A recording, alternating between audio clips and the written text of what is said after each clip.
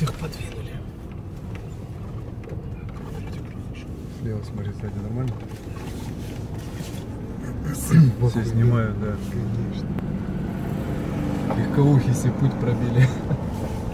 Газель как его развернула вообще. Да и он не развернул, он на встречку вылез. Я его предупреждал, говорю, неделю тут стоять будешь, едь назад.